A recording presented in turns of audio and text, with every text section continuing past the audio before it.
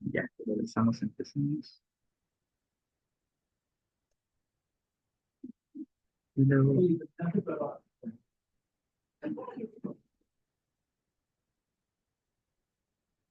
cuando pongo viste moderador, se bloquea todo. No, si no, hay dale un stop Kelly y luego al final, si gustas, lo terminamos. Porque este le va a servir mucho. ¿No? Lo que no entiendo es, ahí no se ve. ¿Ya? Bueno, la idea de esta charla es un taller para ventilación mecánica, sobre todo para que les ayude bastante en la UCI, que va a ser uno de los principales problemas, el paciente que desacople el ventilador mecánico. Vamos a hablar aspectos generales, indicaciones, fisiología aplicada, parámetros en ventilación, protectivos, modo de ventilación, algoritmos y conclusiones. ¿Ok? Entonces, en los aspectos generales, lo que ustedes tienen que saber que aproximadamente el 15% de ingresos a una UCI general son shock cardiogénicos, ¿no? Y un paciente que está en shock tiene una mortalidad de un 40 o un 60%, solo el shock cardiogénico. Y que si vemos en largo del tiempo, cada vez estos pacientes se han hecho más clínica, más que de hipotensión, están haciendo cada vez más falla respiratoria. Y con el tiempo, lo que se está viendo actualmente es que hacen una ventilación mecánica prolongada. Y esto, ¿no? Casi uno de cada dos shock cardiogénicos va a terminar ventilado. Entonces, el cardiólogo que va a ser intensivo, en su caso que van a hacer las guardias en la UCI coronaria, tiene que saber que uno de cada dos pacientes en shock cardiogénico va a estar en ventilador. Y esto se ha visto en los múltiples trabajos, el shock trial, el IABP shock, el pulpri shock. Miren la prevalencia de ventilador. El shock trial del 98, 88%. El IABP shock en casi un 10%, el culprit shock 80%. Si se dan cuenta, hay porcentajes de hasta 80% de pacientes que hacen shock cardiogénico y entran a ventilador mecánico y va a ser importante que ustedes lo manejen. Y ahora, la demora en ingresarlo al paciente a ventilador aumenta la mortalidad y eso ya se ha visto. Por cada hora que ustedes demoran en meterlo a ventilador, aumenta la mortalidad. Entonces, si su paciente ya tiene que ir a ventilador, ustedes por decir no, intubarlo le va a hacer más daño, que lo vas a conectar, no. Si ya tiene indicación clara, métanlo a ventilador porque si no, aumenta la mortalidad. Un clásico ejemplo son los pacientes, bueno, acá lo voy a comentar. Los pacientes, por ejemplo, que llegan a la UCA y ahora van a estar sus R1. Si ustedes ven un paciente en la UCA que llega por infarto y está con máscara de reservorio o Venturi y su saturación no mejora más de 92, ese paciente tienen que intubarlo, ¿no? Recientemente falleció uno, ¿no? Que entró, creo que fue en tu guardia, ¿no? Claro, que entra con máscara de reservorio. Nadie puede entrar a EMO con máscara de reservorio. Si tú ya tienes que escalar más de cánula binasal, mejor intúbalo abajo y lo metes acá. Ya eso tiene que ser su principio y cuando ustedes bajen a ayudar a su R1, tienen que decir eso, insistirle al asistente, lo intuban tranquilos ahí, porque en EMO es difícil intubar, la mesa no se acomoda, no hay las recetas, no hay los materiales y de eso se mueren, ya se mueren. ¿No? Y este es un trabajo de ventilación mecánica protectiva que hay que usar TIDALs bajos y monitorizar la hipercapnia y la acidosis, ¿no? Es como conceptos previos. Y la hiperoxigenación también es dañina. Cuando ustedes pasen en la UCI, si ven saturando 99, tienen que bajar el FiO2 a los pacientes. Ya nosotros vamos a buscar una saturación entre 92 a 95, no 98 a 99. El objetivo es más de 70 de PO2 según el Tanger Trial, ¿no? El Danger Shock. ¿Cuándo lo van a meter ustedes a ventilador mecánico? Cuando ya al paciente lo vean usando músculos accesorios, que no mejora la saturación con una cánula binasal simple, porque en contexto de infarto no es como otras patologías en las cuales vas cánula binasal, Venturi, reservorio y esperas, no. Eh, Hay que rápidamente actuar, ¿ok?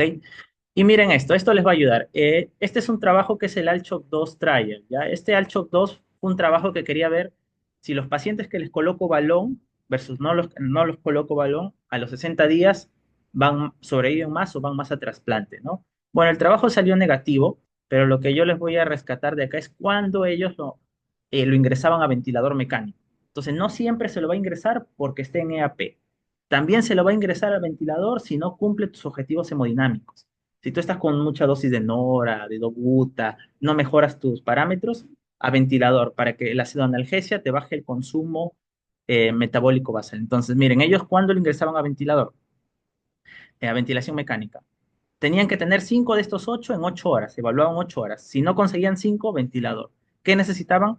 Frecuencia menos de 100, PAN más de 65, saturación venosa mixta más de 60, PO2 más de 60, lactato menos de 3, capilar menos de 18, o un índice inotrópico menos de 20, que es un score inotrópico, y una diuresis.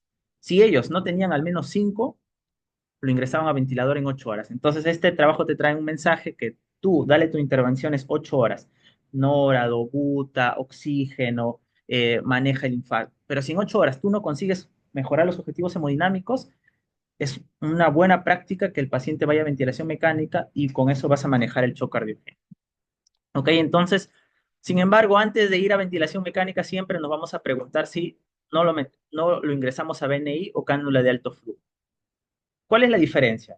El paciente va a tolerar mejor la cánula de alto flujo porque no tiene que hacer mayor esfuerzo, pero el BNI le da un PIC prácticamente, que es un CPAP, y el PIC tiene efectos positivos, ¿verdad? Te va a descongestionar, te va a bajar la poscarga. Entonces nosotros, si el paciente tolera y colabora, iríamos a BNI.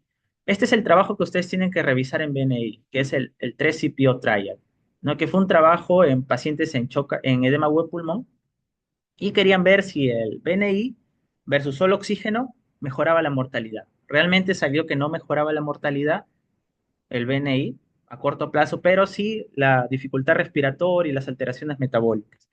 Entonces, sobre todo acá les traigo su protocolo, ¿no? ¿A quiénes ustedes podrían ingresarlo? Esta es una pregunta que les van a hacer mucho en la UCI.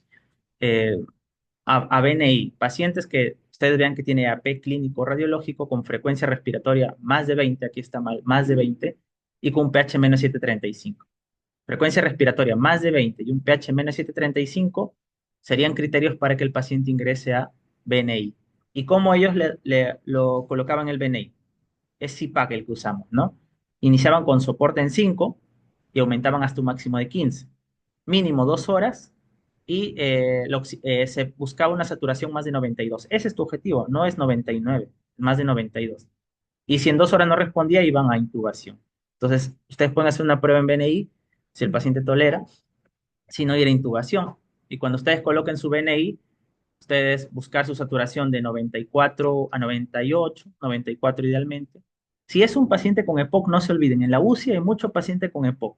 Ustedes tienen que buscar en la historia clínica, ver el comportamiento del ventilador, ver la placa si está horizontalizada, ver la tomo. El EPOC solo van a buscarme saturación de 88-92.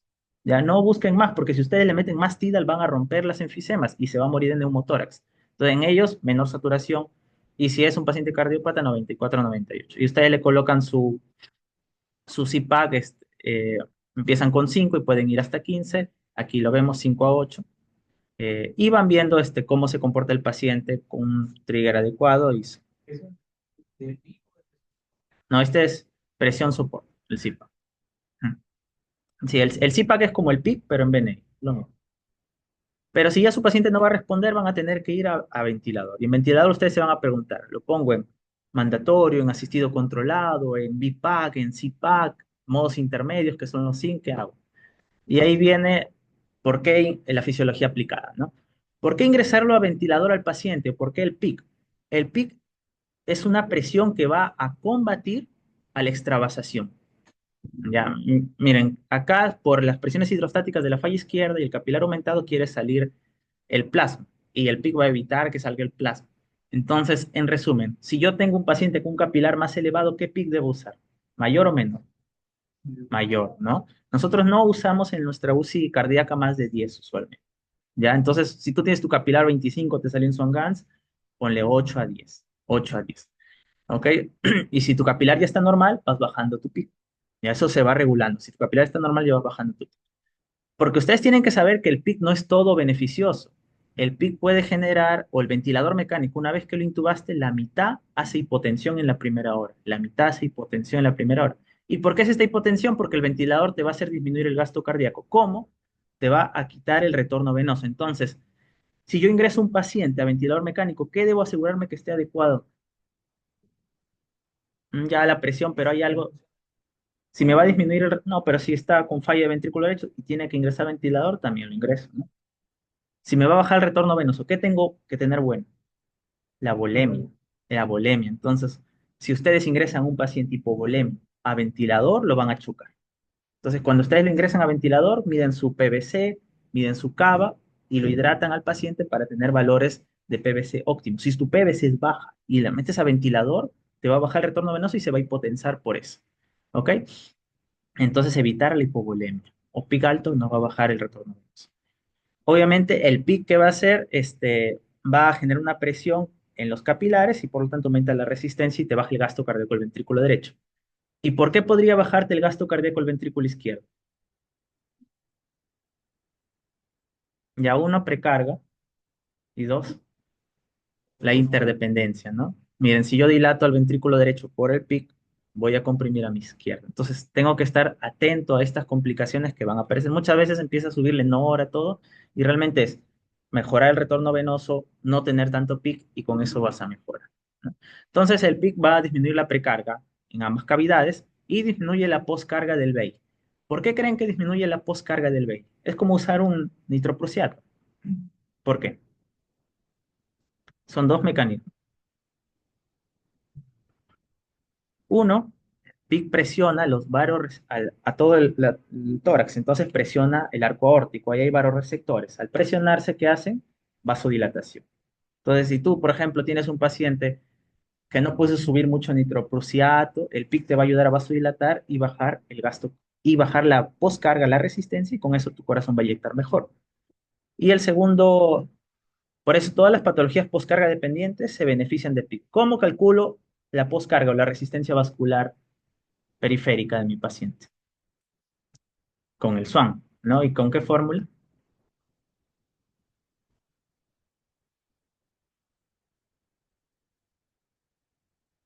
Ya, es la ley de Ohm. Diferencia de presiones sobre flujo es igual a resistencia, ¿no? Entonces, ¿cuáles presiones yo restaría? El lado izquierdo, PAM, menos PVC sobre, y el flujo, el gasto cardíaco. PAM menos PVC sobre gasto, tú tienes resistencia. Lo normal es tener resistencias más de en DINAS 800 a 1500. Los pacientes en falla avanzada tú le haces tu SWAN, haces tu resta y te va a salir 2000. Entonces, ¿qué fármaco me podría ayudar ahí?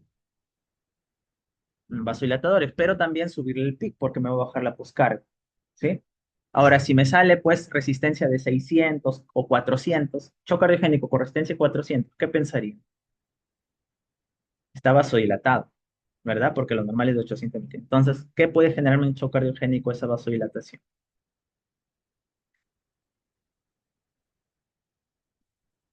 Claro, lo que vasodilata es la sepsis, entonces un shock cardiogénico infectado, que es frecuente, ¿ah?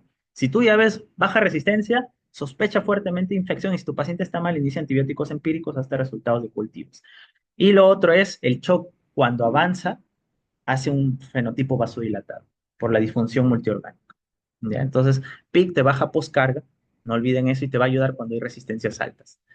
Y el otro mecanismo es que también disminuye la ayuda a la eyección al disminuir la presión transmural miocárdica, ¿no? Son los dos mecanismos. Entonces, bueno, este es el resumen, es del consenso del ACC.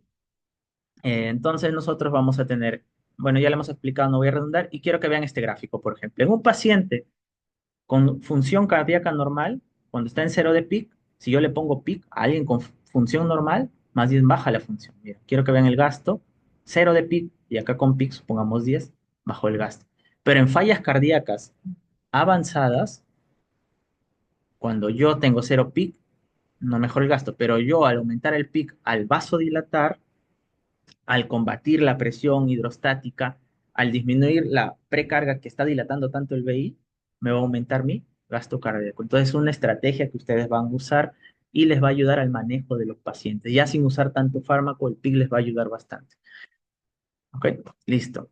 Pero ustedes cuando coloquen al ventilador, que ya hemos visto los pros y los contras, tienen que evitar esto, que se mueran de otras cosas, pues de ateletrauma, biotrauma, volutrauma y barotrauma, ¿no?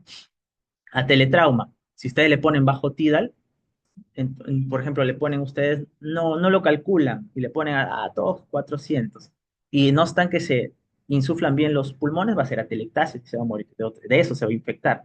Si ustedes le ponen mucho, volutrauma, barotrauma. Y si el paciente, ustedes están que hacen, por ejemplo, de un día para otro me bajan de 10 a 6 PIC y, al otro, y están así haciendo un montón de cambios, permiten que el paciente esté disincrónico, va a ser biotraumas, inflamación y se va a morir de eso. Entonces hay que evitar esto.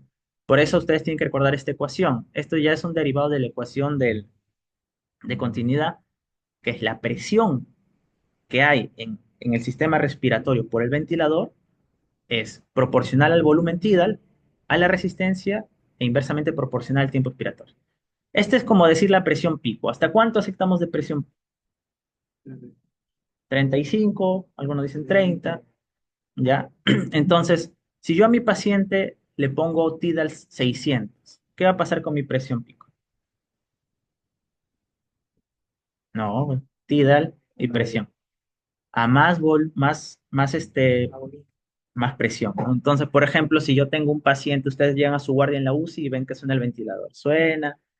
Lo primero cuando llegan a su guardia y tienen ventilador es ver las alarmas, ¿ya? Porque hay a veces enfermeras o el mismo médico le cambia, y ya sabe cómo es el paciente, lo conoce y le cambia las alarmas.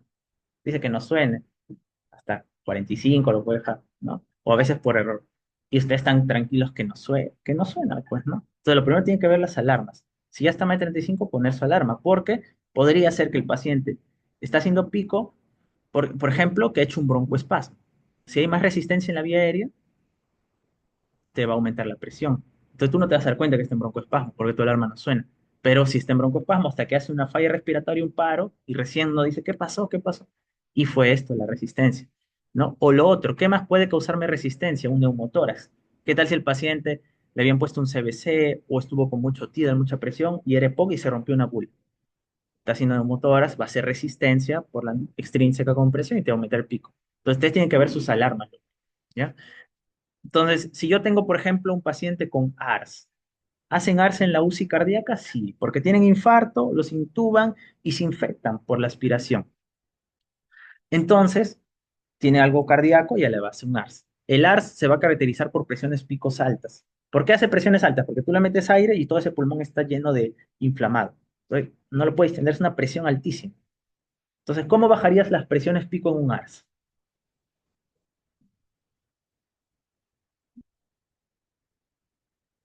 Ya, a ver, empezamos por acá. A ver tú, Kevin, ¿cómo le bajarías las presiones pico en un ARS? Viendo esta ecuación nomás.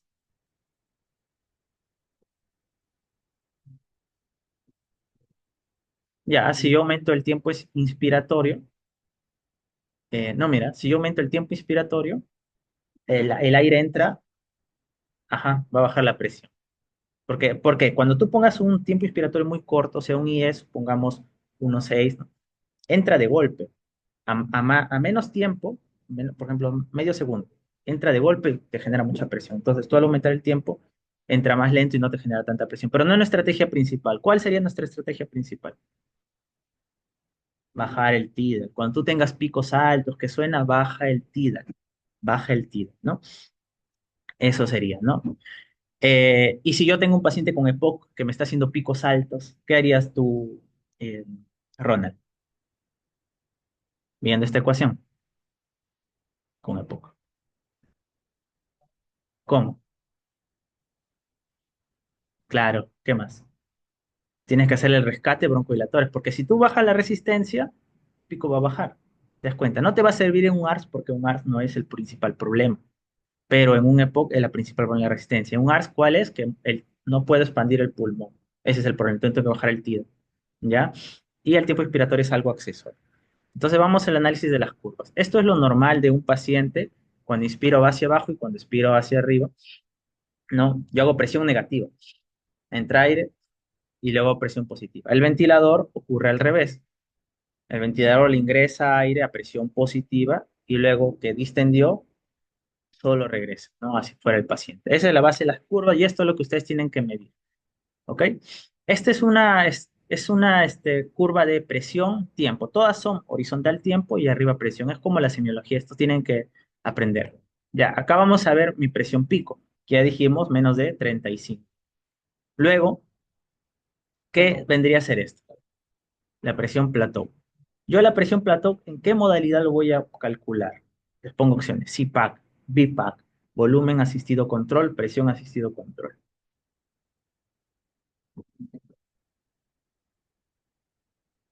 Ahí por allá. ¿Tú, Kelly, cuál piensas? Ahí, sí. Por ejemplo, esta es una curva, presión, tiempo. Todas las curvas del ventilador, horizontal, tiempo, y pueden ser presión, flujo, volumen. Acá vemos cómo ingresa aire y aumenta la presión hasta llegar a un pico, que es cuando entró todo el aire. Ya hasta ahí es mi pico de presión que genere por el aire, ¿no? Y esto dijimos que está a 35, ¿no? Esta de acá hemos dicho que es la presión meseta o plató. Entonces la pregunta es, ¿esta presión meseta o plató yo en qué modalidad lo calculo? ¿En CPAC, BPAC, volumen asistido control, presión asistido control o en todas?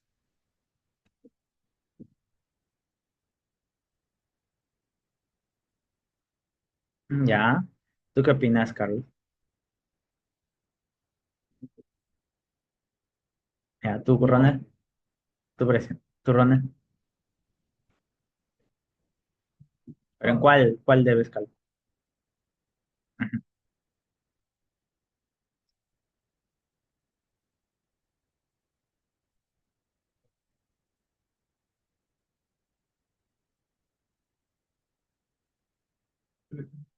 En volumen. ¿Ya? ¿Por qué? Porque en presión tú calculas ya, tú ya le pones presión al paciente. Entonces, tu presión inspiratoria va a ser, en el tiempo cero, va a ser igual a tu plató. Estos cálculos son en volumen control, ¿ya? Y no puede ser en respiración espontánea. O sea, si tú lo ves en CPAP o en BPAP y él tiene respiraciones espontáneas, o está en volumen control, pero esta que hace la mayoría de respiraciones y está disincrónico por las puras, no lo calcules ahí.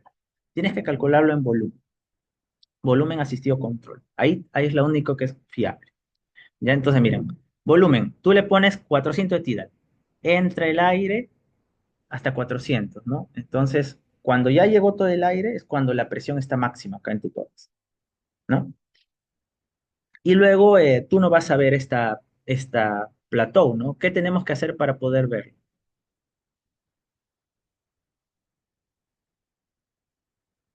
Pausa inspiratoria. Entonces, vos buscamos el ventilador en la parte derecha hacia abajo, pausa inspiratoria. 1 o 2 segundos y se va a formar así, ¿no? Y ahí tú tienes tu plateau. ¿Menos de cuánto sería lo normal? Muy alto. No, Dragon Pressure no. Números mágicos para que ustedes se acuerden. 35, 25, 15. Serían números mágicos. Pico 35, meseta 25 y Driven Pressure 15. ¿Ya? Yo les voy a decir ahorita números más exactos, pero eso nos sirve a nosotros mucho en la UCI. 35, 25, 15. Pico hasta 35. Plateau con tu pausa inspiratoria en volumen asistido control 25. Y Driven Pressure, ¿cómo lo calculo? O presión de conducción, plateau menos pico. ¿Ya? Exacto. Y luego tengo mi pico. ¿Listo? Eso es importante que ustedes lo calculen. Entonces, miren, vamos a entender estas curvas. Este es en presión control.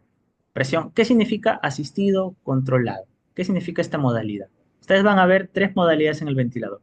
Asistido controlado, BIPAC y CPAC. Esas tres nosotros jugamos en el track.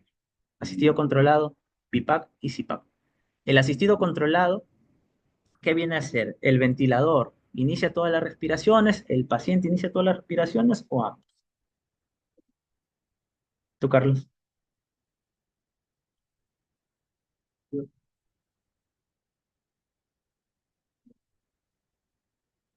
Tú, bueno, sí, tres modalidades hemos dicho que van a ver ustedes. Asistido controlado, que puede ser presión, volumen, BIPAP y CPAP. Esas de nada más tienen que aprender. Entonces, en asistido controlado, ¿quién inicia las respiraciones? ¿El ventilador, el paciente? Ambos. Ya. En la parte asistida viene de paciente. Siempre que ustedes escuchen la palabra asistido es paciente y control es el ventilador. ¿Ya? Solo ventilador se llama ventilación mandatoria o control mandatorio. Ya no existe eso prácticamente, porque imagínate que el paciente está despertando y quiere respirar y el ventilador lo detiene. No, no respiras. Yo te voy a hacer respirar. Entonces ya se ha quitado casi de todo la ventilación mandatoria. Ahora tenemos asistido controlado que lo hace, por ejemplo, acá, cuando ustedes vean esto, voy a acercarlo. Cuando ustedes vean, miren ahí, con el puntero lo voy a... ¿Ven esta curva hacia abajo? Eso significa que el paciente hizo el esfuerzo, el trigger, y empezó la respiración, ¿ya? Si no hubiera esta curvita, significa que el ventilador lo hizo. Entonces, asistido controlado tiene ambas modalidades, ¿ya? Ya no existe el mandatorio prácticamente, que es solo ventilador porque es muy disincrónico. Ahora, el BIPAC es un intermedio, modalidad intermedio, que muchas UCIs no usan. Bueno, nuestra UCI sí tiene la costumbre de usarlo, que va a dar presión tanto cuando el paciente lo hace o cuando el ventilador. Y ya lo último es CPAC. CPAC es totalmente espontáneo. Todos esos conceptos quiero que quede claro. Si el paciente está totalmente despierto y él respira siempre, ¿en qué modalidad lo dejarían? Espontáneo, que es CPAC. Si el paciente está despierto, pero a veces se duerme en la noche y hace algunos periodos de apnea, ¿qué modalidad dejaría? BIPAC. BIPAC lo deja a él respirar casi siempre, pero pones una frecuencia respiratoria mínima. Si el paciente hace menos esa frecuencia, ya le dispara. Y cuando el paciente está sedado, o yo quiero que no haga esfuerzo respiratorio, día uno de shock, paciente en AS, paciente en EPOC severo, ¿en qué lo dejo? En asistido controlado. La mayoría van a ser controladas, pero por ahí una que dé, el paciente lo va a hacer solo y el ventilador no lo va a bloquear. Eso sería como ustedes lo tienen que manejar. Esta es presión asistido controlado y existe volumen asistido controlado. Acá voy a poner un gráfico de los dos y ustedes ¿por qué ventilarían? ¿Por presión o por volumen? Miren, ¿cómo sé cuál es cuál? Este es por presión porque yo le pongo al ventilador. Dame 15 de presión inspiratoria y de frente, o 20, ¿no? Me da 20. Se dan cuenta, ¿no? De frente 20. Porque yo regulo, en el presión, regulo la presión 20. Pero acá, ¿por qué empieza a subir? Porque acá es volumen. Yo le digo, dame 400 de volumen y empieza a dar 30, 50, 70, 90, 100, 400. Y llegó la presión a 25. Si se dan cuenta, ¿ustedes cómo lo van a sacar? Por la curva. Si de frente se va a la presión que colocaste, presión control. Si va a ir progresivamente subiendo porque va entrando más aire y aumenta la presión, volumen control. ¿Cuál es mejor? ¿Qué opina usted? ¿Volumen control o presión control? Asistido control. Ya, a ver, ¿de qué dependería entonces, Ronald?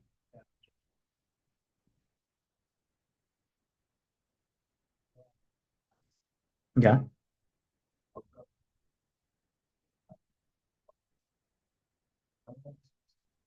Y el volumen no da presión positiva. Mira, los dos han llegado a la presión.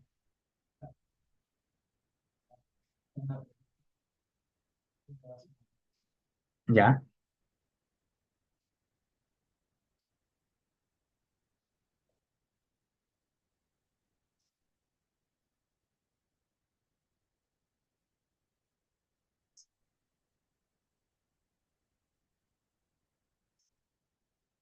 ya.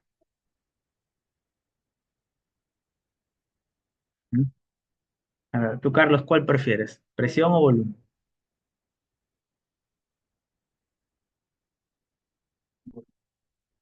¿Por qué?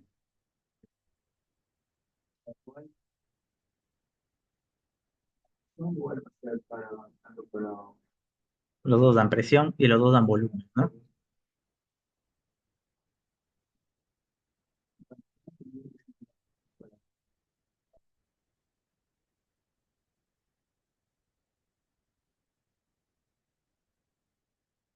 Ya, tú, Kelly.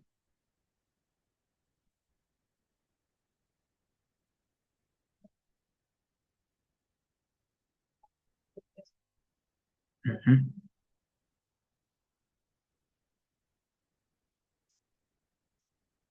ujú, ujú. Tú, Kelly. Ya. Entonces, mire, todos los estudios dicen que no hay diferencia entre presión y volumen y depende cómo se acople tu paciente o tengas la experiencia. ¿Ya? ¿Cuál es cuál es la ventaja del volumen? ¿No? El volumen es que tú ya sabes que le vas a dar 400 al paciente y siempre va a recibir 400. En cambio, si tú le pones por presión, tú no sabes cuánto le vas a dar. El volumen es variable. Si el paciente hizo alguna resistencia y tú no lo estás mirando y el volumen cayó a 200 y tú no te diste cuenta, el paciente está a 200, 200, 200, 100, 100 hasta que hace un paro hipóxico. Entonces, si tú usas presión, tienes que estar mirando al paciente que el volumen que te aparezca ahí al costado como retroalimentación sea ese. ¿Ya? Ahora, cuando tú usas, eso es cuando tú usas presión, el problema es el volumen, no sabes cuál es. Así que tienes que estar cerca, mira. Ahora, cuando tú usas volumen, sabes que le llega a 400, pero la presión se te puede disparar. Entonces tienes que monitorizar la presión. ¿Qué hacemos nosotros en conceptos prácticos en nuestra UCI? Usamos más volumen. Usamos más volumen. Nuestros pacientes son cardíacos, no suelen tener problemas de obstrucción o ARS. Entonces, 400, ¿no? O sea, 4 a 6 por kilo de Tidal, usualmente 6 para cardiópatas y 4 para ARS. Entonces le damos a 6 por kilo. Y estamos tranquilos, ¿no? Y vemos ahí nuestra presión pico, que no se dispare, no se dispare.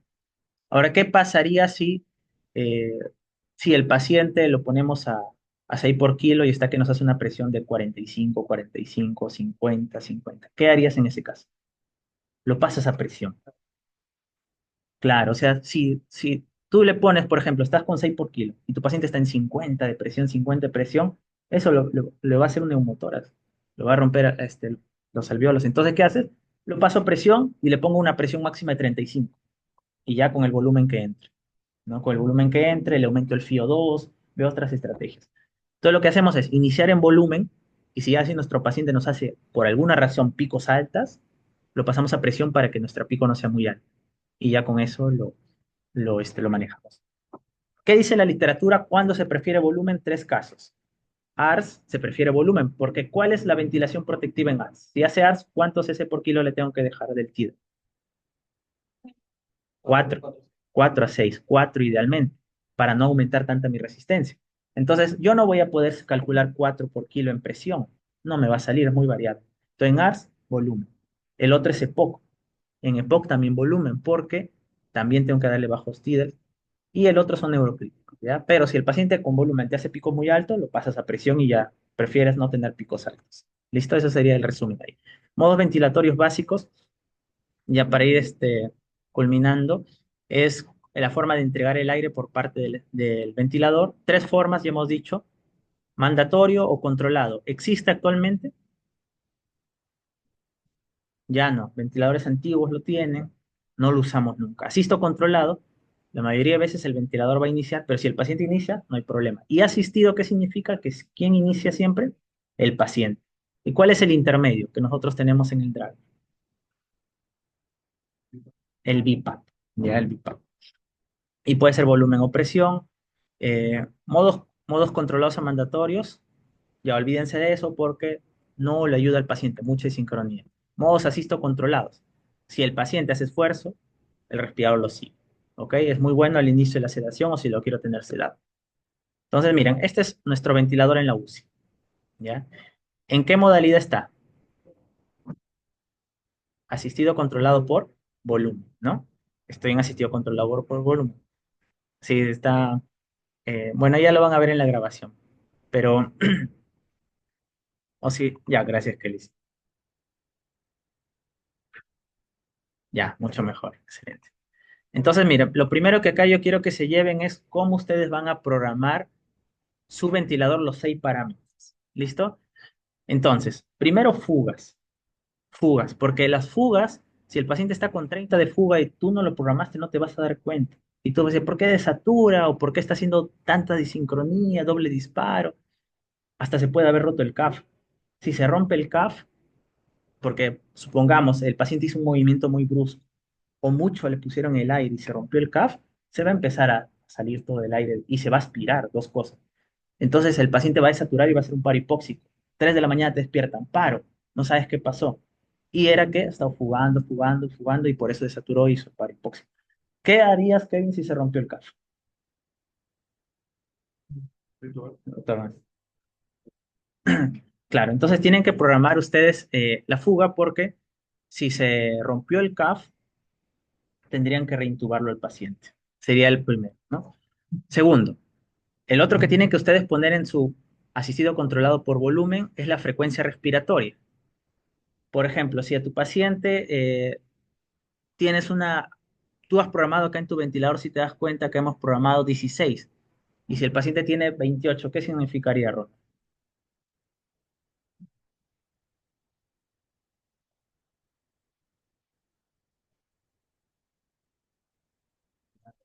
Claro. Entonces tú le pones 16, pero el paciente está en 28, el paciente está haciendo esfuerzo respiratorio. ¿Por qué? Probablemente no le pusiste buen TIDAL y hay que mejorar ese parámetro, o no le está con buen FIO2, o está en delirio y hay que mejorar, ¿no?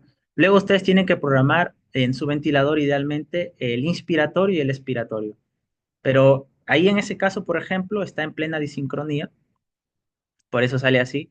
Pero saber cuánto inspira y cuánto expira, ahí lo voy a pausar, les va a ayudar a ustedes a ver si no hay retención de aire, ¿no? ¿Qué pasaría, por ejemplo, Carlos, si tú pones acá hemos puesto que ingrese 350, ¿no? Está ingresando 330, pero ves que solo sale 200. ¿En qué pensarías? Claro, el paciente está que retiene como 100 de aire, ¿no? Entonces, por eso tienes que tener estos dos parámetros. Es una de las formas indirectas de poder acordarse, ¿no? Lo otro es la capnografía, el XO2. El XO2 les va a ayudar bastante para poder ustedes saber realmente que no está el paciente con mucha frecuencia respiratoria y baja frecuencia respiratoria. Pero ¿qué tal si el XO2 no nos cuadra, Kelly? ¿Qué harías tú? Ya que lo ves en 70, tú lo ves al paciente tranquilo, no había estado así, y que suele, o sea, son tics prácticos, que suele pasar en la UCI. Sí, no hubo ningún evento y el XO2 en 70, o en 10 o en 20, o sea, mucha variación. Claro, este XO2 se calibra. Ya ustedes van a poner acá en acá. Sí, sí, sí, pásalo. Sí, acá ustedes van a tener sensores y ahí ustedes ponen activar XO2, acá está el botón de sensores, activar CO2, calibrar CO2 y recién van a tener el verdadero valor. Y a veces se malogra la cánula. ¿Qué pasa si tú, por ejemplo, Kevin, ves un XO2 en 55? Ya lo calibras. ¿Qué harías con tu ventilador? Le bajo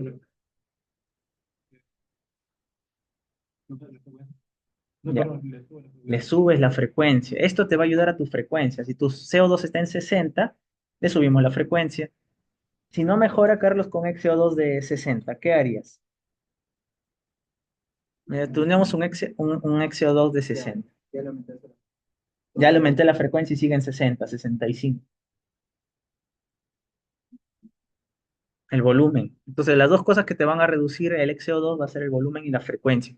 Pero ojo, no en todos buscamos normales. ¿En qué paciente, Ronald, no buscaríamos un XO2 normal? Un CO2 normal. Un CO2 normal. Y tú lo estás viendo ahí. Esto varía más o menos 5 del valor real. Cuando ustedes tengan dudas, sáquenle un AGA. Eso sería el mejor consejo. ¿Tienen dudas de ese valor? Sáquenle un AGA. Van a ver que a veces el AGA difiere de 30 y es porque se malogró la cánula. Entonces hay que cambiar de cánula y no vas a estar subiendo y bajando frecuencia y TIDAL solo por un dato raro. ¿Ya? ¿Quiénes? el EPOC y el otro grupo, el ARS. Obstructivos y ARS, no hay problema. El ARS, ustedes pueden tener hasta un CO2 de 60, siempre que el pH no te baje menos 7B. ¿Ya? Y en obstructivos también no vas a normalizar el CO2. En esos grupos no estén, los obstructivos ni los ARS no le estén aumentando frecuencia, solo porque está en 60. ¿Ya? Eso sería un consejo. Esta es la compliance dinámica. Eh, ya lo vamos a conversar, el volumen minuto y la presión pico. Ya. Ahora, ¿qué pueden notar en este ventilador volumen control del paciente? Mirando las curvas.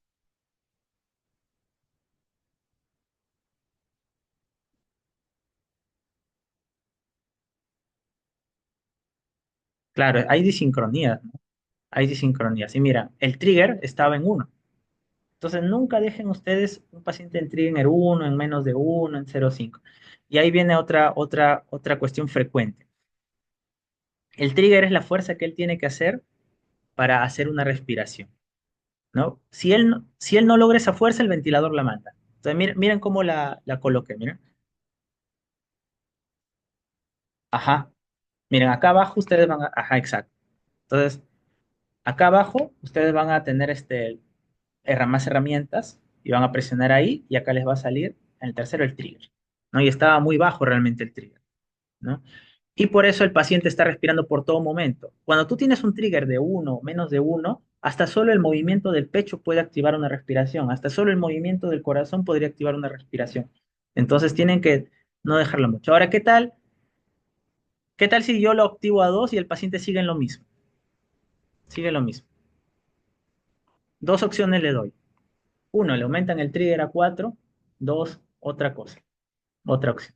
¿Tú querías que siguen lo mismo? ¿Ya? A 4.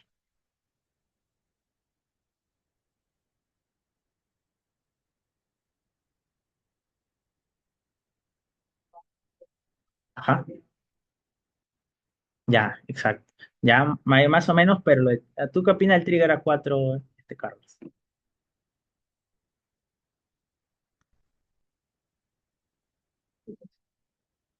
¿Le pones trigger a 4 o no? Por ahí no podemos charla mucho.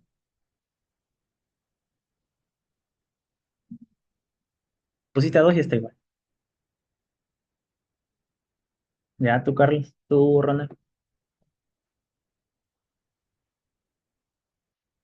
¿le pones o no? Ya, tú, Kevin. Ya, no se pone a 4 el trigger. ¿Por qué? El paciente tú no le vas a quitar el esfuerzo que está haciendo por el diafragma. Entonces, ¿qué va a estar el paciente haciendo? Y no mandando respiración. ¿Qué le va a pasar a ese diafragma con las siguientes horas? Estar así y no manda respiración. Ese diafragma se va a fatigar. Imagínate que tú quieres respirar y alguien te ocluye la vía respiratoria.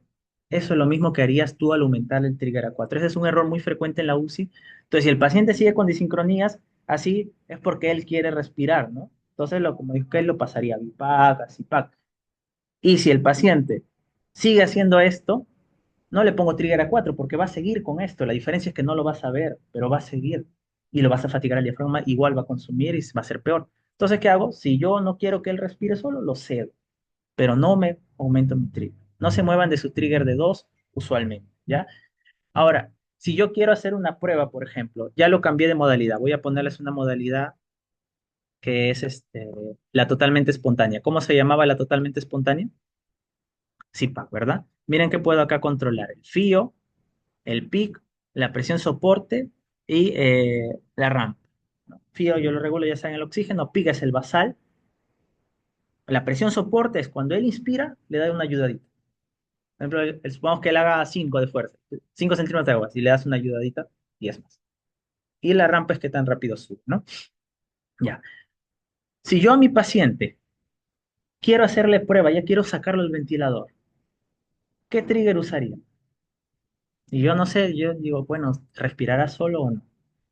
¿Qué trigger le pondrías? Bueno, cero no hay.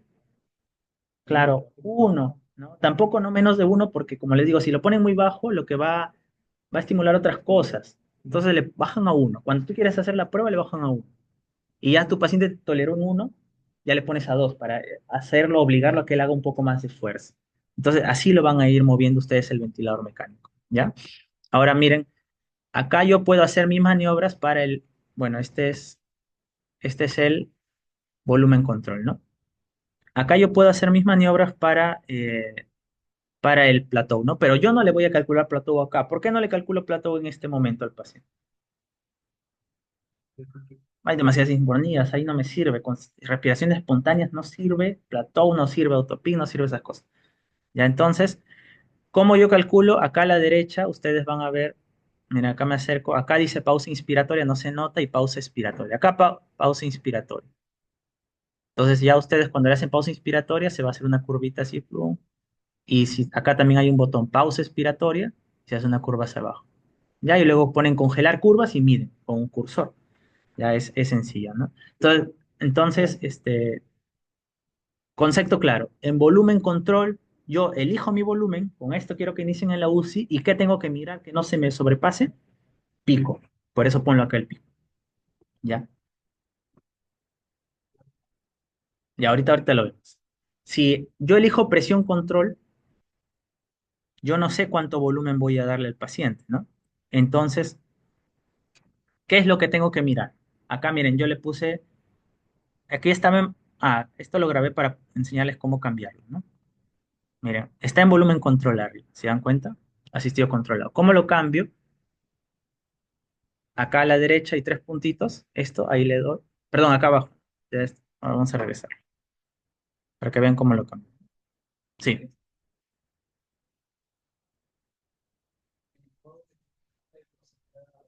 se queda grabado, sí, sí, rápidamente. Va a estar la misma, sí, para que no, sí, para que hagan sus pruebas, ¿no? Ese día que estuvimos ahí con el paciente, no, yo lo he cambiado uno, otro, no estaba moviendo nada. Entonces, miren, acá en los tres puntitos, presión, no, acá abajo dice otros modos, presionan otros modos y ahí van a encontrar el presión control, el BPAC, el CPAC. Ya lo pasé a presión control, doy otro clic y ya estoy en presión asistido controlado, ¿no? Entonces, ¿qué modifico ahí? La presión inspiratoria, que básicamente es cuánto le voy a ayudar sumado al pico y eso va a ser mi pico, ¿no? Ahí está mi pico 21, por ejemplo. Estoy bien, tranquilo, pero tengo que mirar qué, el volumen tidal. ¿Qué tal está mi volumen tidal inspiratorio? Ahí ya está mejor, pero es variable, pues, si se dan cuenta. Bien, ¿qué pasa? Porque él respiró.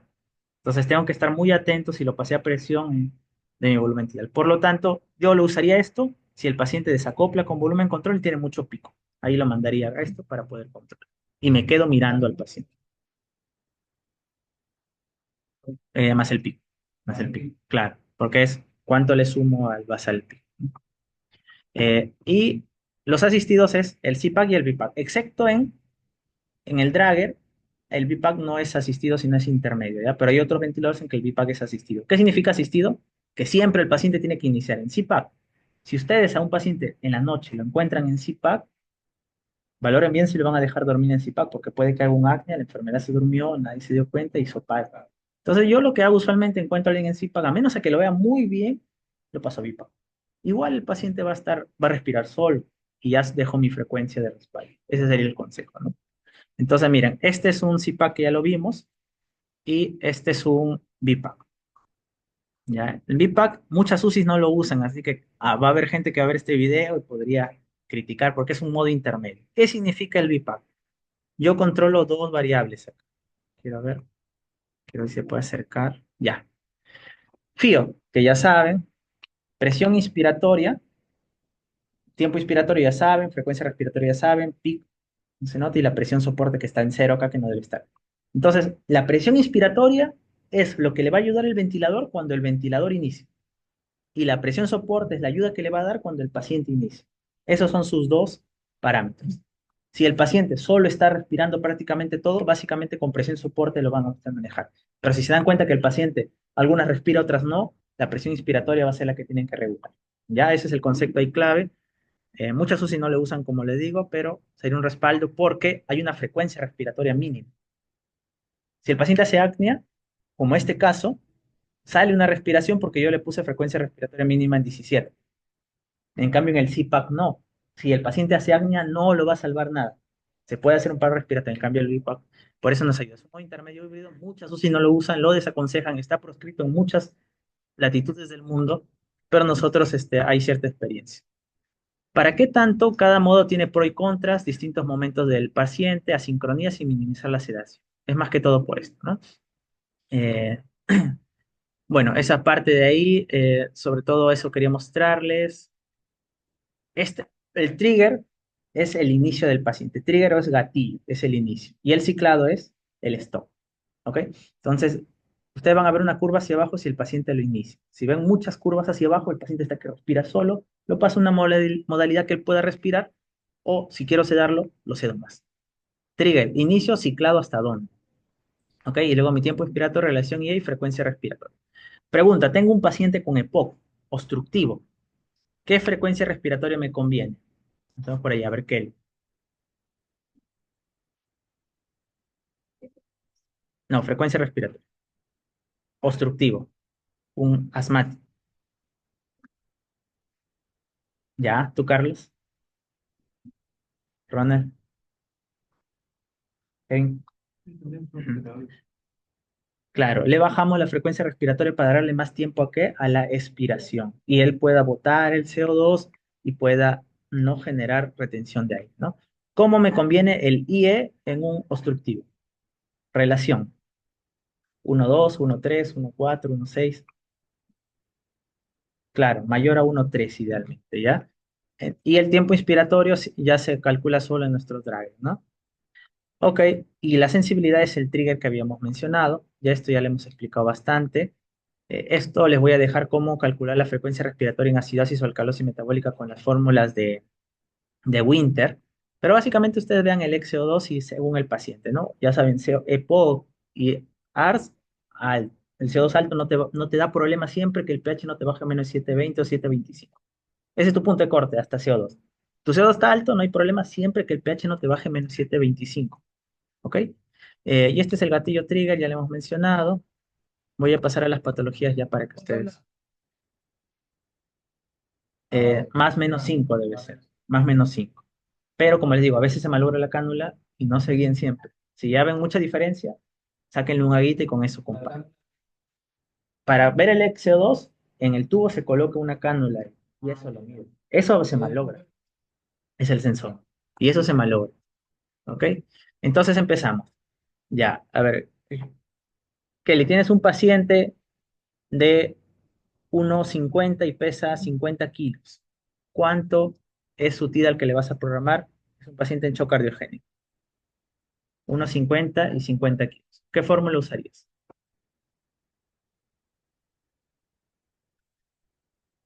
¿Eso qué es? Peso predicho, peso ideal. ¿Ya?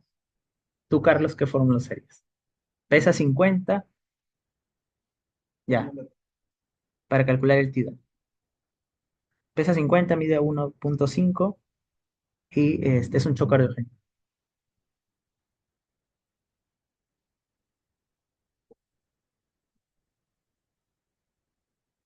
IMC 40. 1,5 al cuadrado es 2,25, si no me equivoco. IMC 40 y es varón.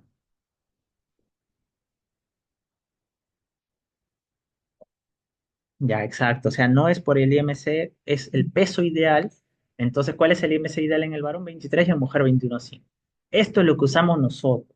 Es diferente a otras UCIs que usan en ARS. Ahora, si está en ARS, ya pues usen el peso predicho. Pero si no, esto es bien simple. ¿Ok? Y usamos de 6 a 8 por kilo. No somos como el ARS que vamos a usar 4. Entonces, ponle 6, ponle 8, no hay problema. Ya. Entonces, bueno, esto sería para medir talla, calcular peso predicho. Nosotros peso ideal ya hablamos. Paso 2, volumen. Somos team volumen. Empezamos nuestro pick según el capilar y nuestro 6 a 8, usualmente 8 usamos, ¿no? Y ya el paso 3, medimos nuestro pico, nuestro plateau y también medimos nuestro driving pressure, ¿no? Entonces, esto acá en esta parte terminamos, ¿ya? Quiero sobre todo ustedes que puedan diagnosticarme por ventilador si el paciente está con una patología obstructiva o restrictiva, porque eso es lo que lo va a llevar a fallecer. El choque cardiogénico es fácil manejar. El ventilador es nuestro problema muchas veces en la UCI, porque somos cardiólogos, ¿no? Y estamos haciendo intensiva, pero realmente somos, nuestra base es cardiólogo. Entonces, esta es una controlado por volumen. ¿Cómo sé que es controlado por volumen? ¿Quién me dice por qué esta curva es controlado por volumen? Ya también hay pico en presión volumen, en presión control. Es ascendente, ¿no? Claro, si fuera por presión es cuadrático, porque tú le pones presión y de frente llegó. Cambio acá, va entrando volumen, va más presión, llega a pico, meseta y presión de distensión. Recordamos, valor máximo que solemos usar, 35 pico meseta, 25 drain pressure, 15, ¿no? Y pico usualmente no pasamos de 10 nosotros usualmente. La pico menos la meseta es la presión transaérea. Si yo tengo presión transaérea alta, ¿en qué debo pensar? ¿Qué patología está atacando a mi paciente? Y por eso está con picos altos, que desacopla y está que desoxigena.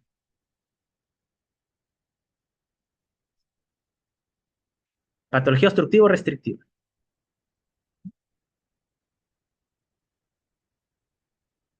Les pongo un ejemplo. Pico 45, meseta 25. 45 y 25. ¿Cuánta es mi presión transaérea? 20. Aéreo, transaéreo, flujo aéreo. Este es para obstructivo. Entonces, lo normal es menos de 3. Si tu pico y tu meseta te sale mayor a 3, tienes que pensar que el paciente está que desacopla, está que hace disincronías y todo porque está más a 3 la transaérea y es un problema obstructivo. Entonces, ¿qué hacemos? Revisamos tubo, revisamos secreciones, revisamos broncoespasmos, descartamos neumotoras. Transaérea menor a 3. Otro caso, pico 50, meseta meseta 40, pico 50, meseta 55 o 50, 45 y pic 10. 50, 45, pic 10. ¿Cuánto es la presión de distensión o driving pressure? 35. ¿Menor a cuánto dijimos? 15, ¿no? Entonces, al haber mucha, cuando se eleva esta zona, probablemente esté en una patología restrictiva. ¿Cuál es la patología restrictiva que tenemos? Fibrosis pulmonar, ARS y el LAP, edema de pulmón. O sea, nuestros pacientes más se van a comportar así. Ok, entonces aquí están los valores, menos de 35, menos de 25, unos 24, el drain pressure menos de 15, pero más exacto menos de 3. Autopico, menos de 1. ¿Cómo calculo el autopico?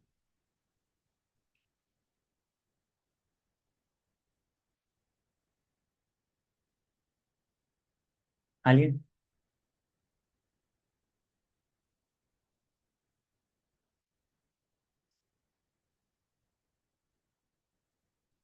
Queda una curva, ¿sabes? El problema que hay sobre la presión de meseta.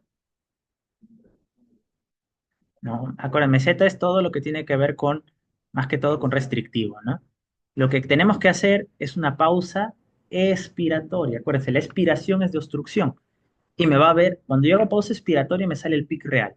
Entonces, supongamos que yo hago una pausa expiratoria y veo que está acá la curva. Mi pic está en 10. Cuando yo hago pausa expiratoria, se pone acá, en 10.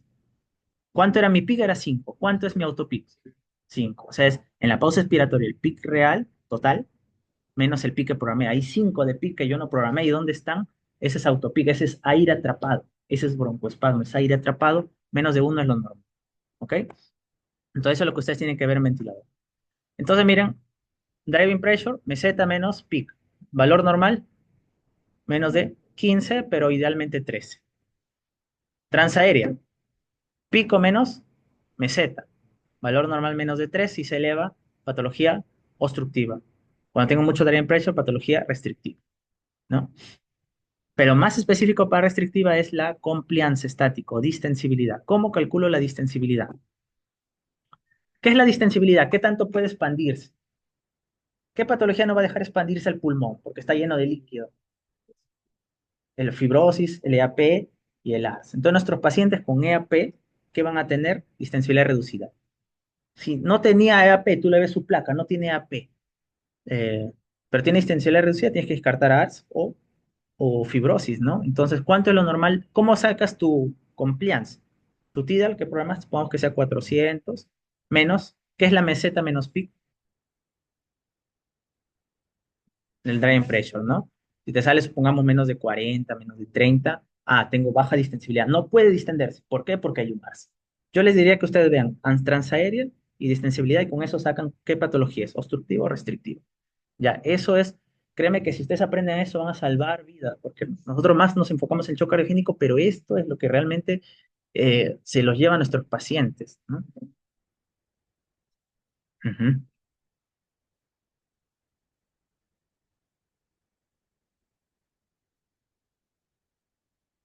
Ajá, exacto, sí, una muesca. Ahorita lo vemos.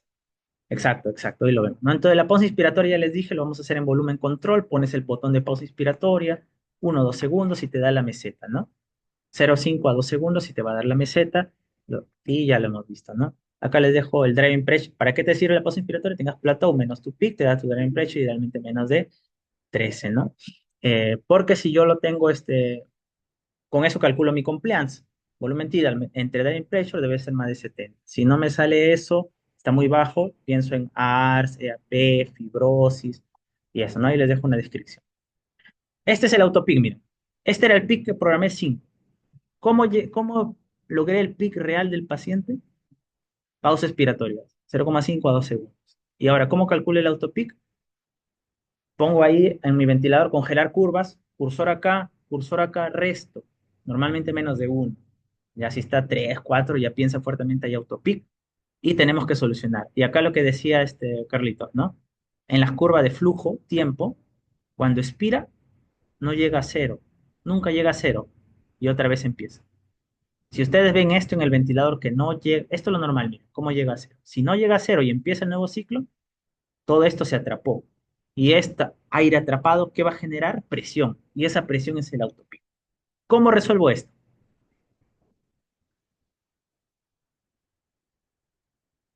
Aumentando el TI, el tiempo inspiratorio lo aumentarías o lo reducirías.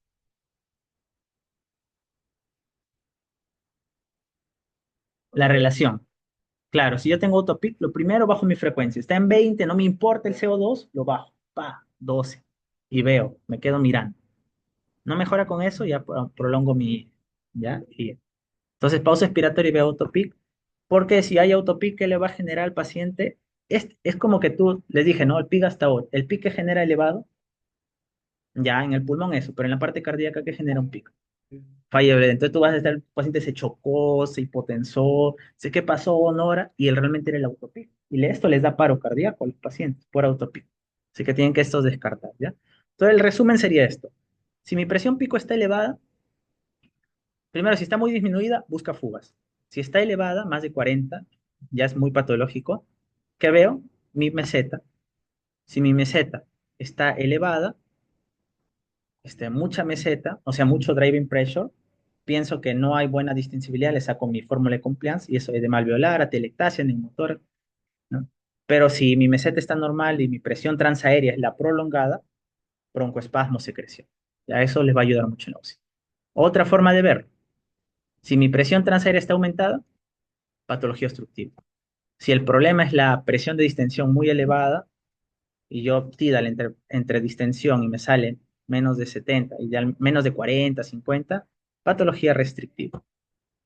Ya, meseta aumentada, patología restrictiva. Autopic aumentado, patología obstructiva y lo manejas, pues lo manejas, ¿no? Por ejemplo, tengo un ARS, ¿cómo lo manejo? Ya tú ya sabes, ya te hizo unos picos de 50, tú hiciste tu pausa inspiratoria, tu meseta está en 40, tu driving pressure está en 30, sacaste tu compliance, te sale 20, dices, y está infectado, dices, este es SARS, le ves la plata, este es SARS. ¿Cómo manejo un ARS? ¿Ya? ¿Qué harías?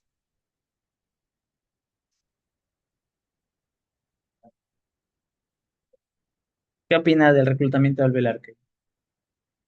Primero tienes que saber hacerlo. Tienes que ser un operador experto en hacerlo. Hay escuelas. Los brasileños lo hacen y otras escuelas no. Entonces, eres Carlos en la UCI. ¿Operador experto en reclutamiento? No. Entonces, ¿qué haríamos en un ARS? Tampoco.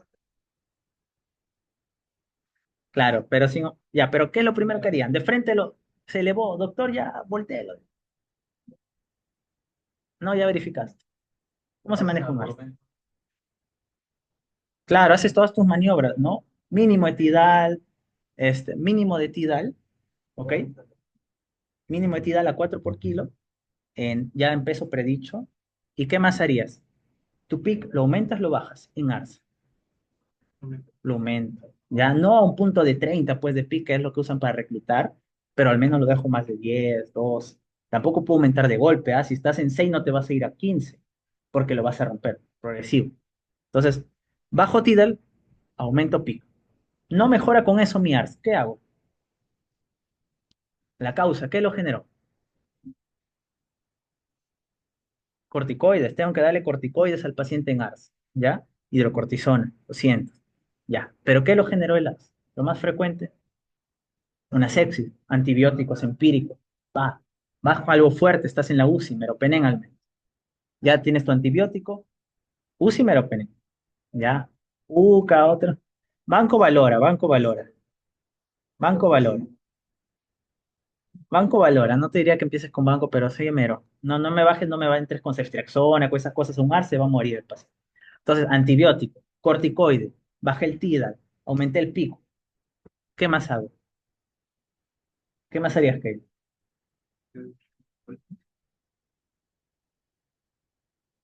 ¿Qué me va a bajar el esfuerzo del paciente? Porque le comenta el pico, lo sedas. Entonces, mida Fenta y ¿a qué pasamos nuestro tercero? Roku, bloqueador neuromuscular, lo paralizas. Con eso el paciente debe haberte bajado. Si no te bajó con eso, antes de las 48 horas, ¿qué debo hacer? Pronar. O sea, la pronación no es al inicio, porque la pronación tiene un montón de complicaciones, ¿ah? Sobre todo el tema de facial, se puede aspirar, más que aspirar, puede hacer una obstrucción, una muerte súbita. Es complicado pronar al paciente, lo hacemos de rescate, de rescate. Y hasta ahí nos quedamos usualmente. Ya lo último es, si eres un operador experto, reclutar, ¿no? Sí, pero si tu escuela es operador experto, tu escuela lo hace, por ejemplo, lo hacen algunas escuelas del REO, ¿no? Y otras no. Y lo otro sería meterlo a ECMO V90. Eso lo va a sacar del, pero no es de frente pronar, ¿ya? No es de frente pronar. ¿Ok? Eso, y el obstructivo ya le hemos... Entonces, este es un gráfico que yo hice, mira. Tu pico menos tu plateau, si te da más de 3 piensa resistencia alta, o sea que es elevada presión transaérea, patrón obstructivo, maneja tubo. El tubo también puede ser que sea tu tubo de 7 y es un paciente grandote, necesitas un tubo más grande, 8. Entonces, le cambias de tubo, ¿ya? Secreciones, un broncoespasmo. Ahora miren, si acá ustedes tienen su plateau muy alto, significa que hay demasiadas presiones, demasiadas presiones, entonces, ¿qué haría? Cuando mi platón es muy alto, significa que tengo que meter mucha fuerza. ¿Qué significa platón alto? Que tengo que meter mucha fuerza para que distienda. Entonces, ¿por qué no distiende? Porque está lleno de secreción, líquido, ARS, EAP, fibrosis. Entonces, yo le saco mi distensibilidad, Tidal, 400, intermediario en pressure, lo normal es más de 70. Si me sale menos de 50, 40, ARS, edema, fibrosis. Y eso sería el resumen que ustedes tienen que manejar estos sus pacientes cardíacos, este artículo es muy bueno. Tira al 6 a 8, yo le pongo 8, 7 usualmente. Un plateau menos de 30, bajamos hasta 24, 25. Un drain pressure menos de 15, otros bajan a 13. Presión media viaria casi no usamos y una saturación de 92. ¿Qué me varía con el ARS? Que en el ARS puedo usar de 4 a 6, de ahí casi es lo mismo. Y en el ARS puedo usar menos saturación también. El ARS puede irme a 89, 90. Eso es lo que me va a variar. Ok, chicos, vamos a hacer las conclusiones. El retraso de ventilación mecánica a los pacientes cardiópatas está asociado con mayor mortalidad. La ventilación mecánica puede llevar a lesión cardíaca asociada al ventilador del paciente, por eso hay que ver bien. Se debe conocer los parámetros de ventilación protectiva que le hemos mencionado. Los parámetros dependerán del fenotipo de tu paciente, si yo quiero al paciente tenerlo sedado o más despierto. Y el manejo difiere del ARS o del EPOC y tengo que identificar bien si estoy en EPOC, ARS o solo cardíaco. Ok, bueno, ¿alguna pregunta? Si no, ahí nos quedamos.